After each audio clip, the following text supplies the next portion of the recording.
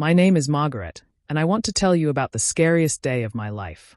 It happened right after my husband Henry died. I was 68 years old, and I thought I was safe in my own home. But I was wrong.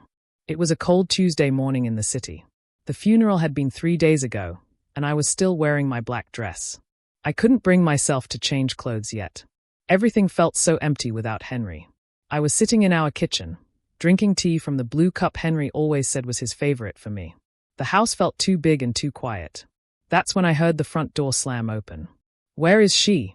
a loud voice shouted. My heart jumped like a scared rabbit. I knew that voice. It was Robert, Henry's oldest son from his first marriage. He was 45 years old, but he still acted like a mean kid sometimes. "She's probably hiding somewhere," said another voice. That was Susan, Henry's daughter. She was 42 and always looked at me like I was something yucky on her shoe. I heard their footsteps getting closer to the kitchen. Heavy boots on the wooden floor. Stump, stump, stump. Like monsters in a scary movie. "There you are." Robert pointed at me when he walked into the kitchen. His face was red and angry. Susan was right behind him, and she looked just as mad. I put my teacup down with shaky hands. "Robert, Susan, what are you doing here? I gave you both keys to come visit, but you should knock first." "Visit?" Susan laughed, but it wasn't a happy laugh. It was the kind of laugh bullies make. "We're not here to visit, Margaret. We're here to get what's ours." Robert walked closer to me. He was very tall, much taller than me. I felt small and scared. "You need to pack your things and get out," he said. "This house belongs to us now. Dad is gone, and you have no right to be here anymore." My mouth fell open. I couldn't believe what I was hearing. "This is my home," I said quietly. "Your father and I lived here together for 12 years. We were married, Robert. This is where I belong." "No." Susan slammed her hand on the kitchen table. The teacup jumped and made a tiny ringing sound. "You were just Dad's second wife. You're not our real family. Mom was his real wife, and we are his real children." My eyes filled with tears. Henry's first wife, Linda, had died 15 years ago. She was a good woman, and I never tried to replace her. But Henry and I loved each other very much. "Your father loved me," I whispered. "And I loved him. I took care of him when he was sick. I stayed with him every day in the hospital. I held his hand when my voice broke. You took care of your own interests." Robert shouted. "You married an old man for his money. Well, guess what? The money is ours now. The house is ours. Everything is ours." Robert grabbed my arm. His fingers were strong and they hurt. "Let go of me," I said, trying to pull away. "You're leaving right now," he said, pulling me toward the door. "We don't care where you go, but you're not staying in our father's house one more night." Susan opened the front door. "There's a motel down the street. You can figure out the rest of your life from there." I couldn't believe this was happening. These were Henry's children. I had tried so hard to be kind to them over the years. I cooked their favorite meals when they visited. I sent them birthday cards. I never said a bad word about their mother. But they always looked at me like I was a thief who had stolen their father away. "Please," I begged. "Let's sit down and talk about this like adults. Your father just died. We're all sad and upset. We don't have to fight." "There's nothing to talk about," Susan said. "You got to play house with our dad for a few years, but the game is over now." Robert pushed me closer to the door. My feet were sliding on the smooth floor. "Stop," I said louder. "You can't just throw me out of my own house." "Watch us," Robert said. That's when something inside me started to change. Yes, I was scared. Yes, I was sad. But I was also getting angry. Really, really angry. I thought about Henry and how much he loved me. I thought about our wedding day, when he promised to love and protect me forever. I thought about all the nights I stayed awake taking care of him when he was sick. And I thought about something else. Something very important that Robert and Susan didn't know about. But I didn't say anything yet. I just looked at them with my chin up high. "Fine," I said, surprising them. "I'll pack a bag. But this isn't over." Robert smiled like he had won a game. "Oh yes, it is over, Margaret. It's very over." They watched me go upstairs to get some clothes. But while I was packing, I was also thinking. And planning. Because Robert and Susan had no idea what their father and I had signed 12 years ago. They had no idea about the special papers locked away in our safety box at the bank. They thought they were so smart. They thought they had won. But the game wasn't over. It was just beginning. I packed a small suitcase with some clothes and my important things. My hands were still shaking, but my mind was getting clearer. I put in my favorite sweater, the one Henry bought me for Christmas. I put in my medicine and my reading glasses. And most important of all, I put in a small key. This key opened a safety box at the bank downtown. Inside that box were papers that could change everything. But Robert and Susan didn't need to know about that yet. When I came back downstairs, they were looking through Henry's desk like they owned everything already. "Hurry up," Susan said without looking at me. "We have things to do." I walked to the front door carrying my suitcase. It wasn't very heavy, but I felt tired and old. Robert opened the door for me, but not to be nice. He just wanted me gone faster. "Don't even think about coming back," he said. "We're changing the locks tomorrow." I turned around and looked at them one last time. They were standing in MY living room, touching MY husband's things, acting like they owned MY house. "We'll see about that," I said quietly. Susan laughed. "What's an old lady like you going to do? Call the police. They can't help you. Dad is dead, and we're his real family." I didn't answer. I just walked out the door and heard it slam behind me. The motel down the street was called City Rest Inn. It wasn't very nice, but it was clean. The man at the front desk was kind to me. His name was Mr. Ahmed, and he had a gentle voice. "Are you okay?" he asked when he saw my sad face. "You look upset." "I'm fine," I said, but my voice was wobbly. "I just need a room for a few days." He gave me a room on the first floor so I wouldn't have to climb stairs. The room was small with a bed, a little table, and a TV. It smelled like cleaning soap, which was better than smelling bad. I sat on the bed and looked around. This morning I had been in my beautiful house with my garden and my memories. Now I was in a strange room with nothing but a suitcase. I started to cry. Big tears rolled down my cheeks and I couldn't stop them. "Oh, Henry," I whispered. "I miss you so much. Your children hate me, and I don't know what to do." I cried for a long time. But then I remembered something Henry used to say to me. "Margaret, my love, you are stronger than you think. Don't let anyone make you feel small." I wiped my tears and picked up the phone. I called Mr. Peterson, the lawyer who helped Henry and me with our important papers years ago. "Hello, Mr. Peterson. This is Margaret Williams. I need your help." Mr. Peterson remembered me. He had a nice voice that made me feel safer. "Margaret, I'm so sorry about Henry. He was a good man. What can I do for you?" I told him everything. About Robert and Susan throwing me out. About them saying I had no rights to anything. About them changing the locks. Mr. Peterson was quiet for a moment. Then he said something that made my heart feel lighter. "Margaret, I think you should come to my office tomorrow morning. Bring that key to your safety box. We need to look at those papers Henry and I prepared for you 12 years ago." "The prenup?" I whispered. "Yes, the prenuptial agreement. And some other documents too. Robert and Susan might be in for a big surprise."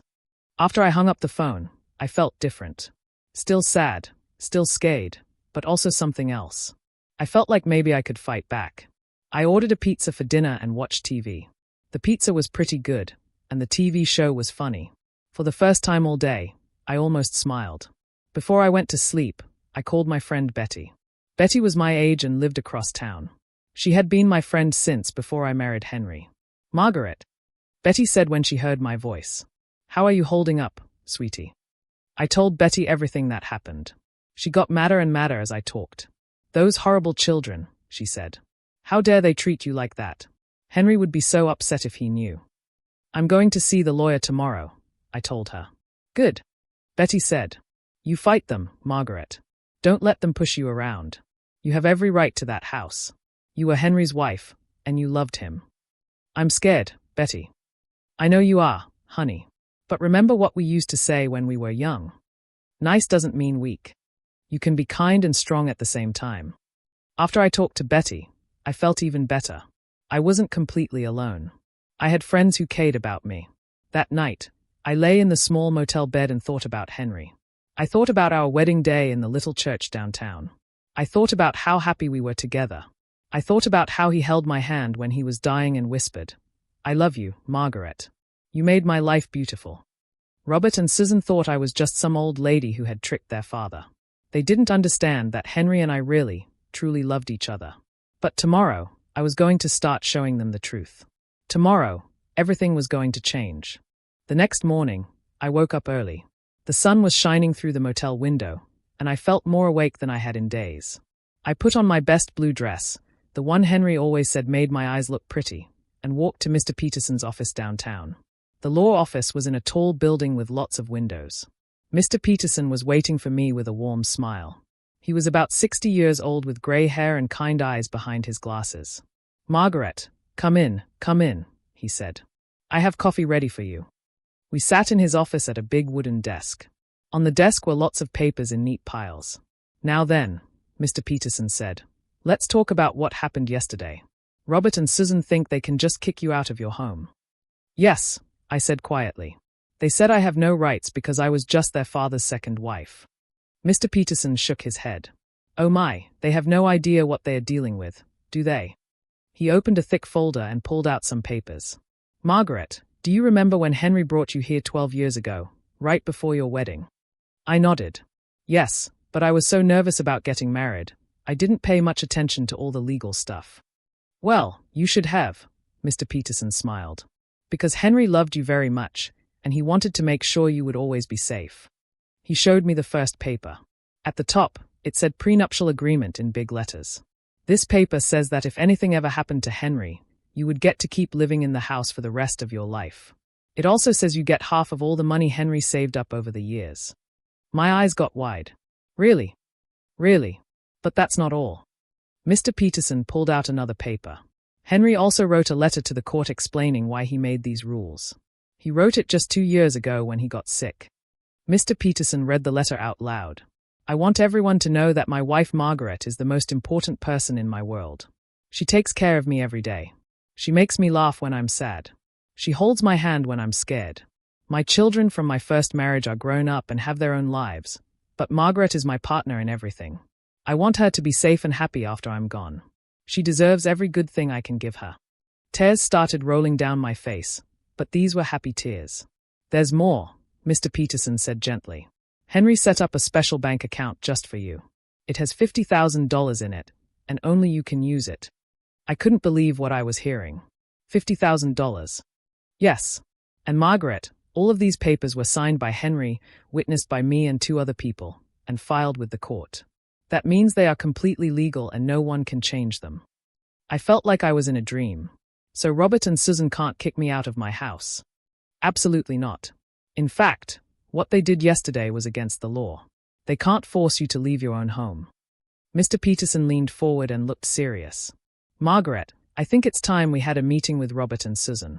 We need to show them these papers and explain the real rules." "But what if they get angry?" "Let them get angry. The law is on your side." Henry made sure of that. After I left Mr. Peterson's office, I felt like a completely different person. I wasn't scared anymore. I was excited. Henry had protected me even after he died. He really did love me as much as I thought he did. I walked to the bank and used my key to open the safety box. Inside were more papers, some jewelry Henry had bought me, and a small envelope with my name on it in Henry's handwriting. I opened the envelope right there in the bank. Inside was a letter. "My dearest Margaret, if you are reading this, then I am no longer with you, and I am so sorry. I know my children might give you trouble. They never understood how much you mean to me. But don't worry, my love. I have made sure you will always have a home and enough money to live well. You gave me the happiest years of my life. Now I want to give you peace and safety for all of yours. All my love forever. Henry." I sat in that little room at the bank and cried happy tears for 10 minutes. Then I called Mr. Peterson. "I want to have that meeting with Robert and Susan," I said. "Tomorrow." "Are you sure you're ready?" he asked. "I'm ready," I said, and for the first time in days, I really meant it. That afternoon, I did something that felt wonderful. I went shopping. I bought a new dress for the meeting, a red one that made me feel strong and pretty. I bought new shoes that didn't hurt my feet. I even went to the hair salon and got my hair done. When I looked in the mirror at the salon, I saw someone I hadn't seen in a long time. I saw Margaret the fighter, not Margaret the victim. I called Robert and Susan from the salon. Susan answered the phone. "What do you want?" she said in a mean voice. "I want to meet with you and Robert tomorrow at 2 o'clock, I said calmly. "At Mr. Peterson's law office downtown." "Why would we want to meet with you?" Because we need to talk about your father's will and some other important papers.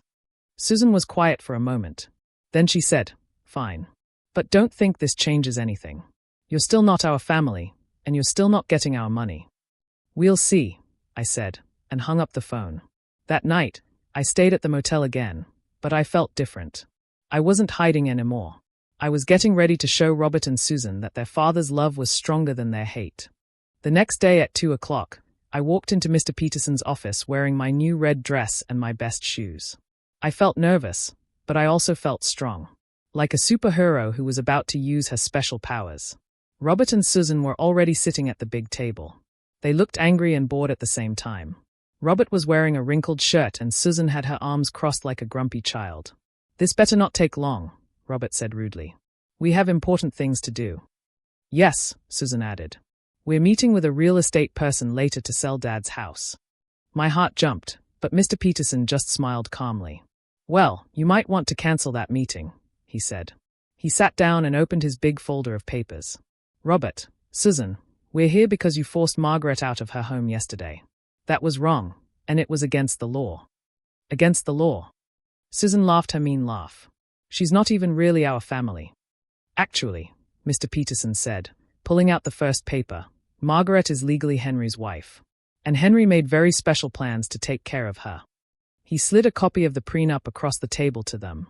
"This is a prenuptial agreement that your father and Margaret signed 12 years ago." Robert picked it up and started reading. His face got red, then white, then red again.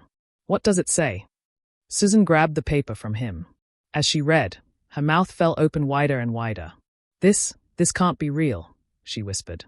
"Oh, it's very real," Mr. Peterson said. "It says that Margaret gets to live in the house for the rest of her life. It also says she gets half of your father's savings and investments." "Half?" Robert stood up so fast his chair fell over. "That's our money. We're his real children." "You are his children," Mr. Peterson agreed. "And the other half is for you to share. But this half belongs to Margaret, just like your father wanted." I sat very quietly, watching their faces change from angry to shocked to scared. It felt like watching bullies realize the kid they were picking on knew karate. Susan's hands were shaking. "Dad wouldn't do this to us. Someone must have tricked him." "No one tricked anyone," I said quietly. "Your father loved me, and he wanted me to be safe." "You're lying," Robert shouted. "Dad was sick at the end. His mind wasn't working right." Mr. Peterson pulled out another paper. "Actually, Henry came to see me just 2 years ago to make sure all these papers were still good. He was thinking clearly, and he brought Dr. Martinez with him to prove it." Dr. Martinez was Henry's doctor. Everyone knew he was very smart and honest. "Here's what Dr. Martinez wrote," Mr. Peterson read. "Henry Williams is completely able to make his own decisions. His mind is clear and he understands everything he is signing." Susan started crying, but not sad crying. Angry crying. "This isn't fair," she sobbed. "She only knew him for 12 years. We're his children our whole lives." "And you'll always be his children," I said gently. "No one can change that. But I was his wife, and I took care of him every single day." "You took care of your meal ticket," Robert yelled. That made me angry. Really, really angry. I stood up and looked Robert right in the eyes. "I changed your father's bandages when he was sick. I helped him take baths when he couldn't do it alone. I read to him when his eyes hurt. I held his hand when he had bad dreams. I slept in a chair next to his hospital bed for 3 weeks." My voice got stronger. "I didn't take care of him for money, Robert. I took care of him because I loved him. And he loved me back." Mr. Peterson pulled out Henry's letter and read it out loud again. The part about how I made Henry laugh and held his hand when he was scared. When he finished reading, Robert and Susan were both quiet. "There's one more thing," Mr. Peterson said. He pulled out another paper. "This is a restraining order. It means Robert and Susan cannot bother you, threaten you, or come to your house without permission." "Our house!" Susan screamed. "Margaret's house," Mr. Peterson corrected. "And if you break this rule, you can go to jail." Robert's face was purple now. "We're going to fight this in court. We're going to get our own lawyer." "That's your right," Mr. Peterson said calmly. "But I should warn you, these papers are perfect. They were written correctly, signed correctly, and filed correctly. Any judge will uphold them." He leaned forward. "And fighting them in court will cost you a lot of money." Money you might not have after you pay your lawyer bills. Susan looked scared now. How much money? Probably more than your half of the inheritance, Mr. Peterson said. The room got very quiet. I could hear the clock on the wall ticking. Finally, Robert spoke in a much quieter voice. So that's it. She gets everything. She gets what your father wanted her to have, Mr. Peterson said. Just like you get what your father wanted you to have. I looked at Robert and Susan. They looked so sad and angry and lost. For the first time since this all started, I felt sorry for them. Your father loved you both, I said softly. He talked about you all the time. He was proud of your jobs and your families. But he also loved me, and there was room in his heart for all of us. Susan wiped her nose with a tissue. It doesn't feel fair. Sometimes life isn't fair, I said. But your father tried to be fair to everyone. You both have good jobs and nice houses. He wanted to make sure I would be okay too. Robert sat back down heavily. So what happens now? Mr. Peterson smiled. Now Margaret goes home to her house. And you two stop trying to push her around. I felt like a heavy weight had been lifted off my shoulders. I was going home. 2 hours later, I stood in front of my house with the key in my hand. Mr. Peterson was with me, just to make sure there were no more problems. The house looked exactly the same as when I left, but somehow it felt different. It felt like it was really mine now. I unlocked the front door and walked inside. Everything smelled like Henry's cologne and the flowers from his funeral. It made me both happy and sad at the same time. Are you okay, Margaret? Mr. Peterson asked. I'm perfect, I said, and I meant it. After Mr. Peterson left, I walked through every room of my house. In the kitchen, I made tea in Henry's favorite blue cup. In the living room, I sat in my chair and looked at all our pictures on the walls. In our bedroom, I touched Henry's pillow and whispered, "Thank you for taking care of me, even now." The first thing I did was call my friend Betty. "Margaret, are you okay? How did the meeting go?" I told her everything. About the prenup, about the money, about Robert and Susan's shocked faces. Betty laughed so hard I thought she might fall down. "Oh, honey, I wish I could have seen their faces when they found out. They looked like fish with their mouths hanging open," I giggled. "Good for you, Margaret. You stood up for yourself." That night, I slept in my own bed for the first time since Henry died. It felt so good to be home. The next morning, I woke up with a strange feeling. I felt excited, like something good was about to happen. I had an idea. A big, wonderful idea. I called Mr. Peterson. "I want to do something special with some of Henry's money," I told him. "What did you have in mind?" Henry always said he wanted to help kids learn to read. What if I used some of the money to start a program at the library? We could buy books and pay for teachers to help children who need extra help. Mr. Peterson was quiet for a moment. Then he said, "Margaret, that's a beautiful idea. Henry would love that." So that's what I did. I took $20,000 from Henry's special account and started the Henry Williams reading program at the city library. The librarian, Mrs. Chen, was so excited she almost cried happy tears. "This will help so many children," she said. "We can have story time and reading lessons and maybe even a summer reading camp." I felt warm and happy inside. Henry's love was going to help lots of kids learn and grow. A few weeks later, something surprising happened. Susan called me on the phone. "Margaret," she said in a small voice. "It's Susan." I was surprised. "Hello, Susan. How are you?" I'm sorry," she said, and she sounded like she was crying a little. "I was mean to you, and that wasn't right. Dad loved you, and I should have been happy that he was happy." My heart felt soft. "Oh, Susan. Thank you for saying that. Would it be okay if I came to visit sometime? I found some of Dad's old photo albums, and I thought you might want to see them." "I would love that," I said, and I really meant it. Susan came over the next Saturday. She brought 3 big photo albums full of pictures of Henry when he was young. We sat on the couch and looked at them together. "Look at Dad's hair." Susan laughed, pointing to a picture of Henry when he was 20. His hair was long and curly. "He was so handsome," I said. "He still had some of those curls when I met him." We talked for 2 hours about Henry, about his jokes, his favorite foods, his love for baseball. For the first time, Susan and I were not fighting. We were just 2 people who missed the same wonderful man. "Margaret," Susan said before she left, "I'm glad Dad had you to love him. He was happy with you, and that's what matters." Robert was different. He never apologized, and he never came to visit. But he stopped being mean to me, and that was enough. 1 month later, the reading program had its first day at the library. 15 children came, all excited to learn and read new books. I sat in the back of the room and watched a little girl named Emma sound out the words in a picture book about a brave princess. When she finished the whole page by herself, she looked up with the biggest smile I had ever seen. "I did it. I read the whole page," she said. Watching Emma made me think about Henry and how proud he would be. His love was still helping people, even after he was gone. That night, I sat in my garden and wrote in my diary. "Dear Diary, today I learned something important. When someone loves you the right way, they want to take care of you even when they can't be with you anymore. Henry made sure I would be safe and happy. Now I want to make sure his love keeps helping other people too. Robert and Susan thought they could make me disappear. They thought I didn't matter because I wasn't their real family. But love makes families, not just blood. Henry chose me to be his family, and he chose to protect me. I'm not angry at them anymore. Angry feelings are too heavy to carry around. I'd rather carry love and hope and plans for tomorrow." 3 months after the reading program started, something wonderful happened. Mrs. Chen called me with exciting news. "Margaret, you need to come to the library right away," she said. "There's a surprise waiting for you." I put on my favorite yellow dress and walked to the library. When I got there, I couldn't believe what I saw. There was a big banner hanging over the children's section that said, "Thank you, Margaret and Henry."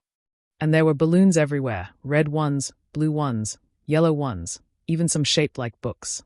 About 30 children were sitting on the carpet with their parents. When they saw me, they all started clapping and cheering. "Surprise!" they shouted together.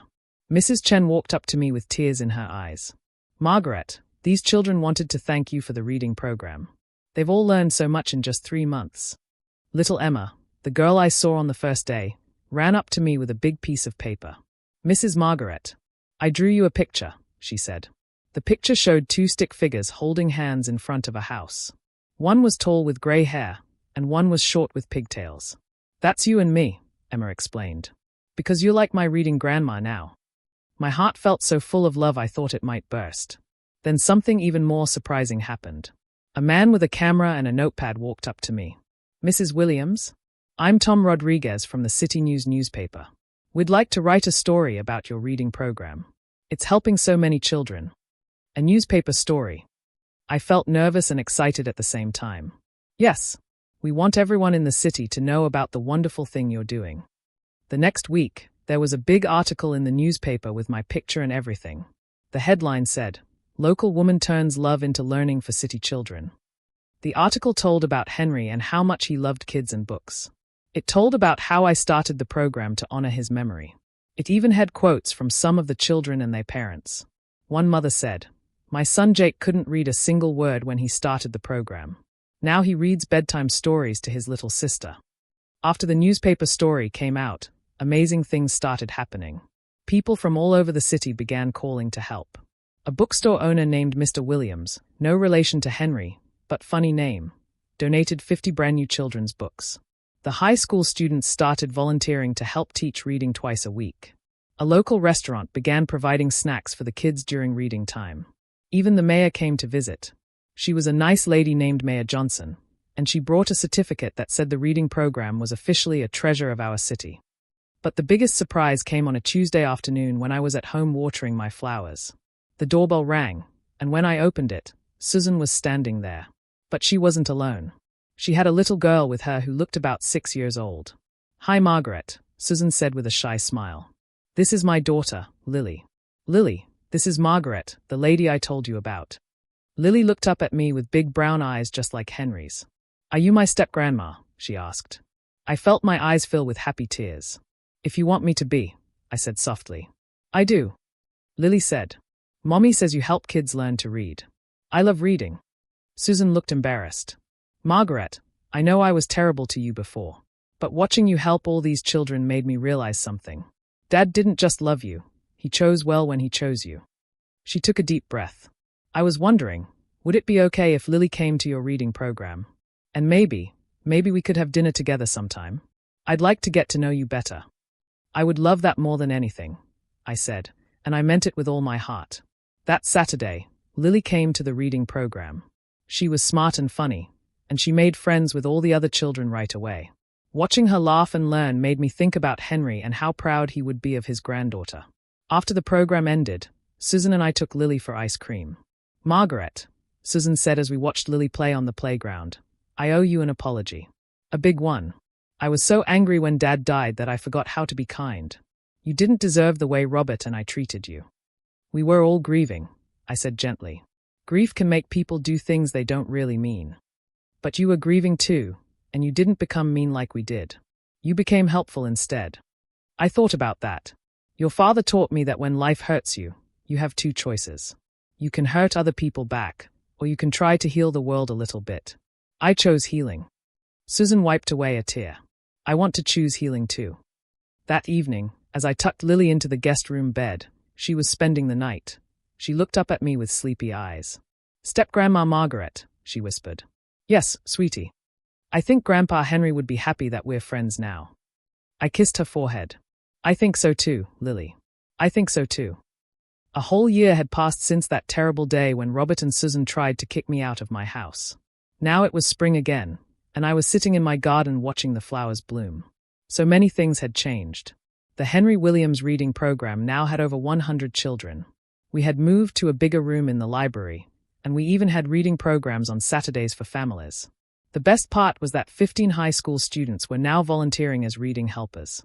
Watching teenagers help little kids learn their letters made my heart sing every single day.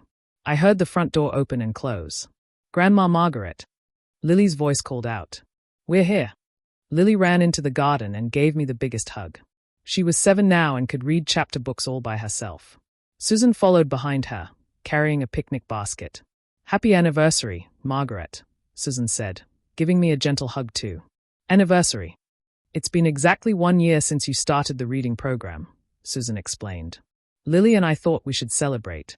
We spread out a blanket under the big oak tree in my backyard. Susan had made sandwiches, and Lily had picked flowers to make a centerpiece. "Tell me the story again, Grandma Margaret," Lily said as she bit into her peanut butter sandwich. "Which story, sweetheart?" "The story about how you and Grandpa Henry fell in love." I smiled. Lily loved this story, and I loved telling it. "Well," I began, "I was working at the flower shop downtown, and your grandpa came in every Friday to buy roses for your grandmother Linda's grave." "Because he missed her," Lily said. She knew this part by heart. "That's right. And one Friday, I asked him what her favorite color was, so I could make the bouquet extra special. He started crying a little, and I gave him a tissue and a cup of tea." And then what happened? Even though Lily knew the story, she always asked. "We started talking about how much we both missed people we loved. Your grandpa told me about your grandmother Linda, and I told him about my first husband who had died years before. We became friends first." Susan was listening too, even though she'd heard this story many times now. "After 6 months of Friday visits, your grandpa asked if I wanted to have dinner with him. I was nervous, but I said yes. We talked for 3 hours at the restaurant. And then you got married." Lily clapped her hands. "Not right away. We dated for a year first. Your grandpa wanted to make sure I really loved him, and he really loved me. When we got married, it was the happiest day of my life." Lily got quiet for a moment. "Grandma Margaret, why was my mommy so mean to you when Grandpa Henry died?" Susan's face turned red, but I answered gently. "Sometimes when people are very sad, they get angry instead of crying. Your mommy was sad about losing her daddy, and she forgot for a while that I was sad too. But now we're friends," Lily said happily. "Now we're family," Susan corrected with a smile. After lunch, we walked to the library to see the reading program. It was Saturday, so there were lots of families there. I watched a dad help his 4-year-old daughter sound out words in a book about dinosaurs. Mrs. Chen came over to us. "Margaret, I have wonderful news. The City Council wants to give you an award next month. They're calling you Citizen of the Year for all the work you've done with the children." An award. I felt surprised and proud at the same time. Yes, and they want to expand the reading program to 3 more libraries around the city. They are going to call them all Henry Williams Reading Centers. I started crying happy tears. Henry's name and his love for children were going to help even more kids learn to read. "Grandpa Henry would be so proud," Lily whispered, holding my hand. That evening, after Susan and Lily went home, I sat in my living room looking at all the pictures on the mantel. There were photos of Henry and me on our wedding day. Pictures of us in the garden. Photos from the reading program's first day. And now there were new pictures too. Pictures of me and Lily reading together. A photo of Susan and me at the library. Even a picture of all the reading program children holding up books they had finished. I picked up my diary and wrote, "Dear Diary, a year ago, I thought my life was over. Robert and Susan made me feel like I didn't matter, like I wasn't really part of the family. But I learned something important. Family isn't just about being born into the same house. Family is about choosing to love each other every day. Henry chose me to be his family. I chose to honor his memory by helping children. Susan chose to forgive and become my friend. Lily chose to call me grandma. And I chose to turn my sadness into something beautiful. The reading program has helped 127 children learn to read better this year. 15 teenagers have learned that helping others feels good. Dozens of parents have learned to read with their children at home. Robert still doesn't talk to me, and that makes me a little sad. But I'm not angry anymore. Maybe someday he'll be ready to choose love instead of anger. Until then, I'll keep the door open." I closed my diary and looked around my house. It felt so full of love and memories and hope for tomorrow. Tomorrow, Emma was bringing her little brother to the reading program for the first time. Tomorrow, a new volunteer was starting, a grandmother like me who wanted to help. Tomorrow, Lily was going to read her first chapter book to the whole group. Tomorrow was going to be wonderful. The day of the award ceremony was sunny and warm. I put on my best dress, a purple one that Lily had helped me pick out, and looked at myself in the mirror.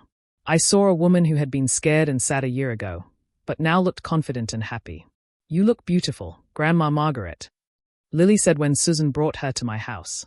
Lily was wearing her fancy pink dress and had a bow in her hair. "Thank you, sweetheart. Are you excited about tonight?" "Yes. I get to sit in the front row and watch you get your award." Susan looked proud too. "Dad would be so amazed at everything you've accomplished, Margaret." We drove to City Hall together.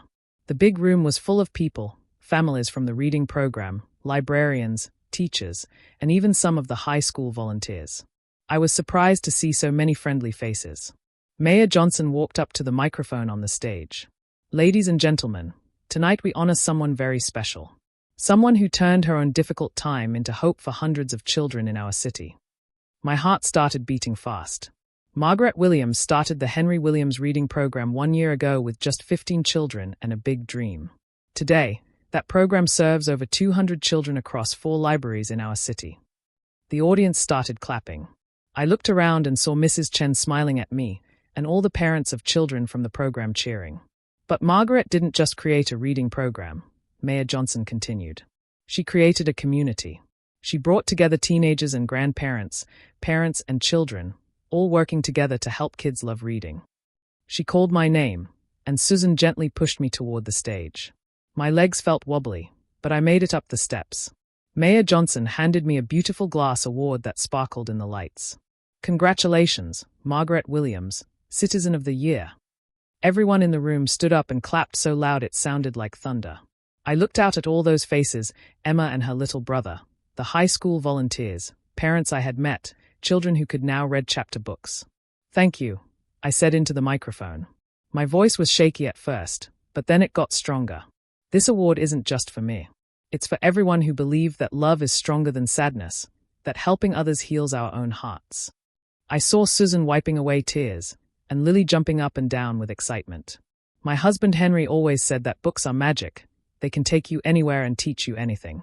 Through the reading program, Henry's love is still working in the world, helping children discover that magic. After the ceremony, something happened that I never expected. A man walked up to me slowly. He was tall with graying hair and looked nervous. It was Robert. "Hello, Margaret," he said quietly. I was so surprised I almost dropped my award. "Robert, you came." I saw the newspaper article about tonight, and I watched the ceremony from the back." He looked down at his shoes. "I wanted to congratulate you." Susan appeared at my side, looking shocked too. "Thank you," I said to Robert. "That means a lot." Robert took a deep breath. "Margaret, I owe you an apology. A big one. What I did to you last year was wrong.